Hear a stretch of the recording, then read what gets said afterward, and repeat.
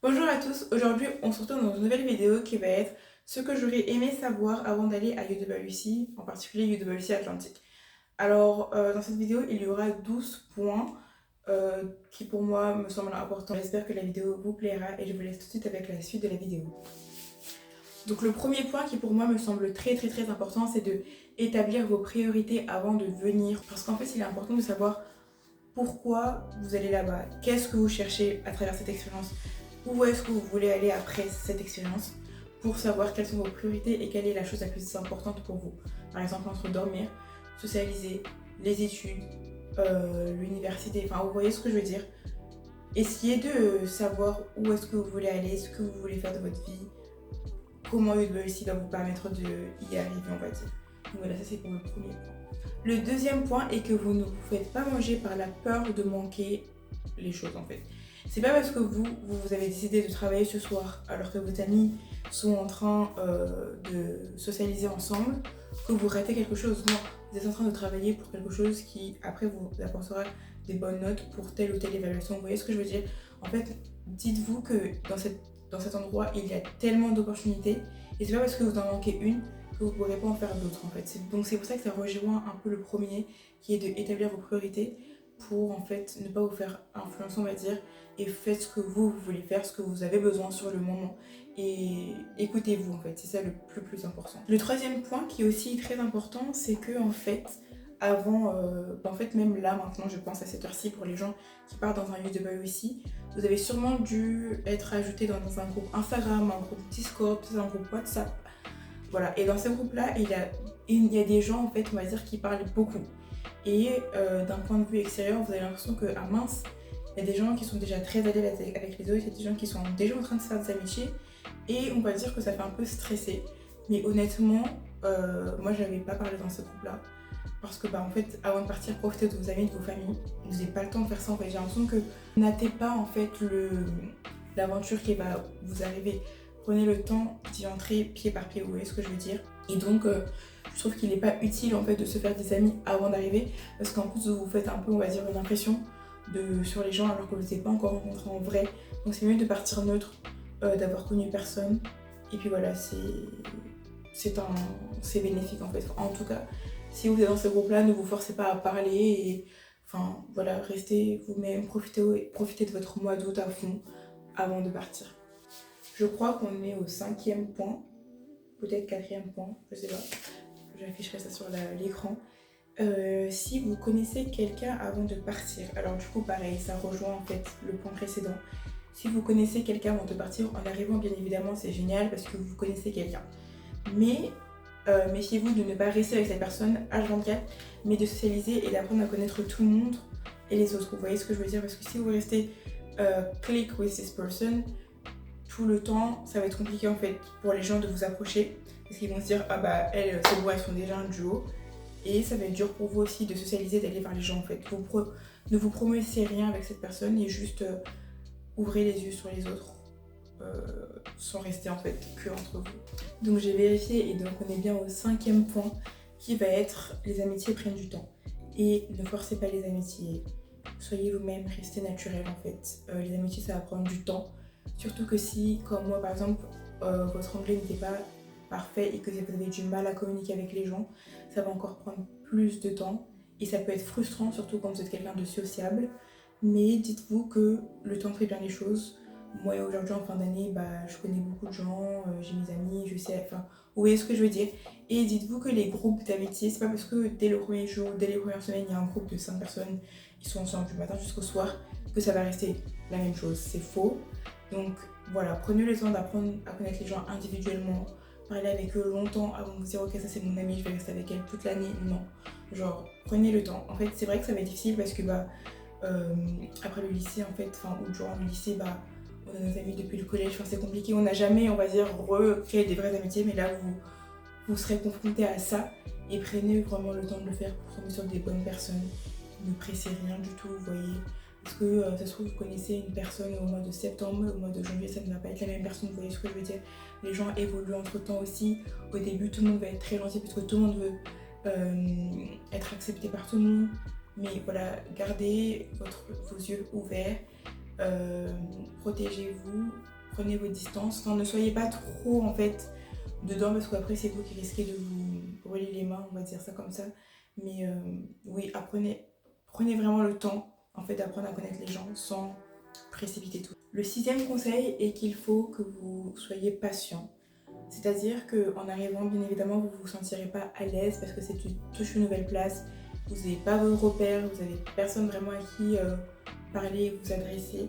Mais soyez patient, s'il vous plaît, donnez-vous au moins 2-3 mois avant de vous sentir à l'aise. Si après 3 mois vous n'êtes pas à l'aise, ok, il faut peut-être se demander ce qui ne va pas.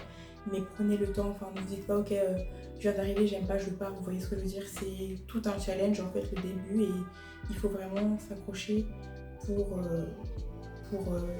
réussir en fait. Voilà. Si vous partez dès la première semaine, bah, vous n'avez pas essayé. Prenez le temps d'essayer, c'est ça où je veux en venir. Alors le 7e conseil, c'est qu'il faut absolument que vous arriviez avec un bon mindset.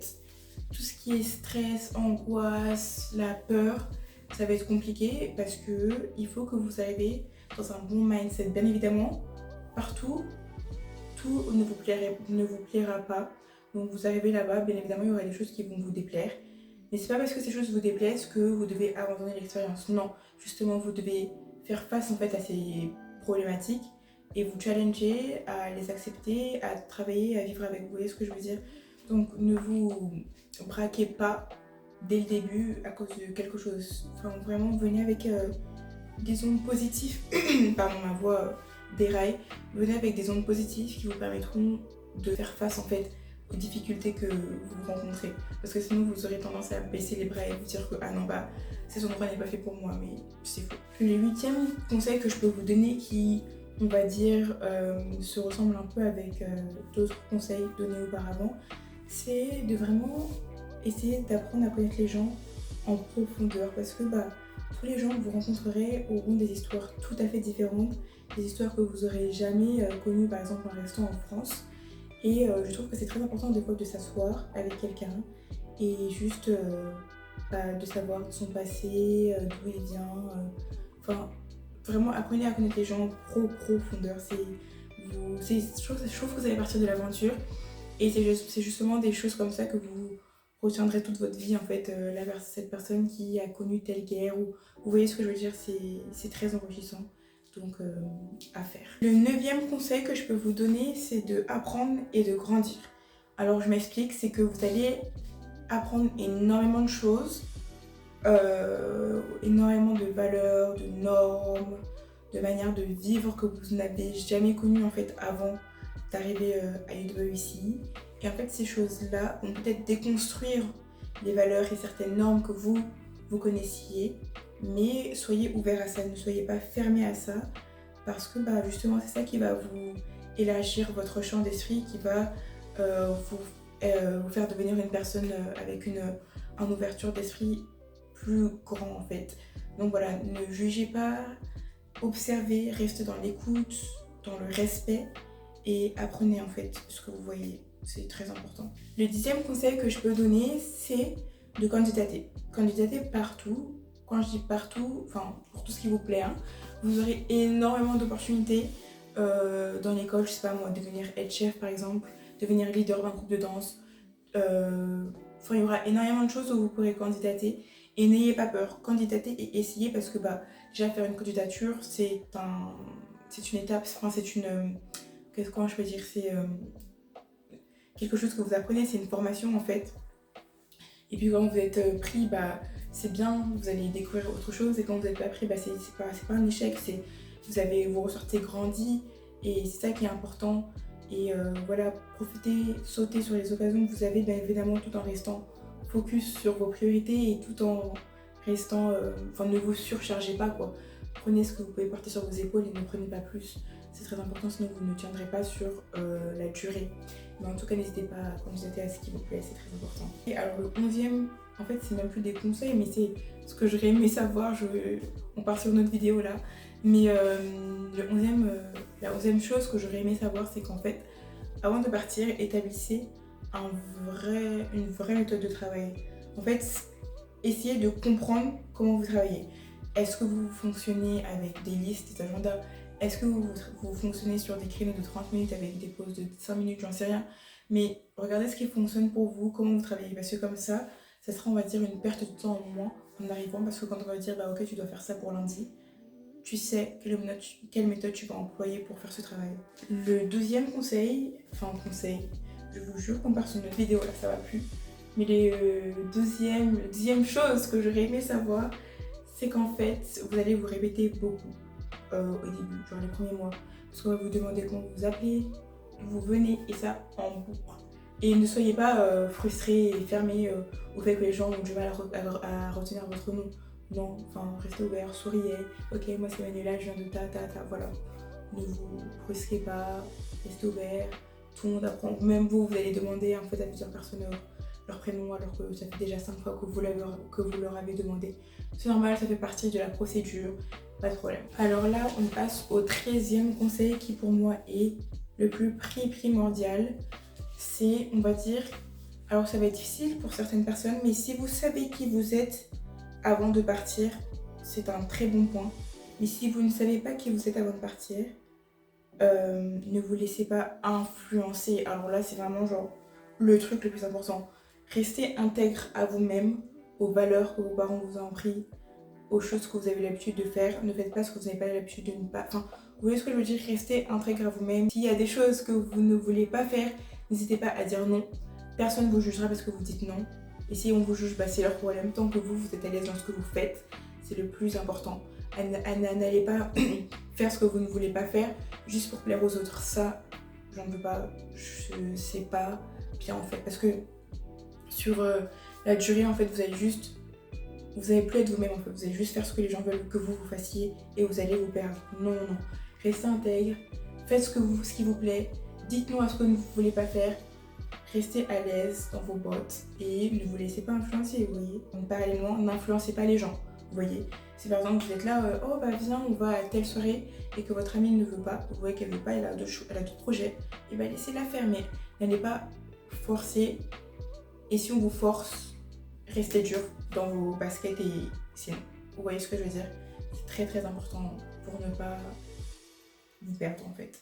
La 14e chose que j'aurais aimé savoir, c'est qu'en fait, soyez reconnaissants et profitez à fond chaque minute que vous vivez à UWC parce que c'est une expérience qui dure que 2 ans, c'est court, vous allez vivre des choses extraordinaires et juste dites-vous, mais soyez reconnaissants d'être là et parce qu'en fait, le fait d'avoir la reconnaissance vous permettra de, on va dire, enjoy plus ce qui vous arrive et vous allez être... vous allez vous dire, mais c'est fou que je sois là. Vous voyez, moi, tous les matins, quand je me réveille et que je passe sous le château et je me dis, mais comment c'est possible? Enfin, vous voyez, soyez reconnaissants et comme ça, vous allez plus profiter, vous allez vous sentir happy, joyeux d'être sur place et vous allez dire que... Enfin, vous allez vous sentir chanceux, en fait. Et c'est un feeling qu'il faut vraiment garder tout au long des 2 ans pour ne rien prendre pour acquis, on va dire, parce que, bah... c'est pas tout le monde qui a cette chance d'aller à UWC et il faut vraiment que vous en profitez à fond parce qu'il y a des gens qui ont été refusés, qui auraient bien aimé vivre ce que vous vivez. Dernière chose que j'aurais aimé savoir, c'est qu'avant de partir, profitez à fond de vos familles et de vos amis. Ne pensez pas trop à ce qui va se passer. Bien évidemment, préparez vos valises et tout ça. Ça, c'est un long process, mais profitez à fond de la France. Moi, j'aime trop aller à Paris, donc j'étais allée à Paris souvent avant de partir. Parce que je sais que ça allait me manquer. Mais voilà, faites tout ce qui va vous manquer. Profitez-en à fond avant de partir. Et essayez d'être assez détaché à ce qui va vous arriver. Et restez un peu les pieds sur terre avant de partir. Parce que bah, si vous êtes déjà dans le futur, alors que profitez du moment présent. Voilà, c'est là où je veux en venir. Donc voilà, j'espère que cette vidéo vous a plu. Donc on va dire que je me suis un peu égarée entre conseils et ce que j'aurais voulu savoir. Mais en fait, ça reste en fait ce que j'aurais voulu savoir et ce que je pense qu'il faut que vous sachiez avant de partir. Donc n'hésitez pas à commenter si vous voulez un détail sur quelque chose, si vous avez une question, si vous voulez juste réagir à la vidéo. N'hésitez pas à liker, à vous abonner, à activer la cloche de notification. Et puis on se retrouve dans une nouvelle vidéo. À la prochaine, bye bye.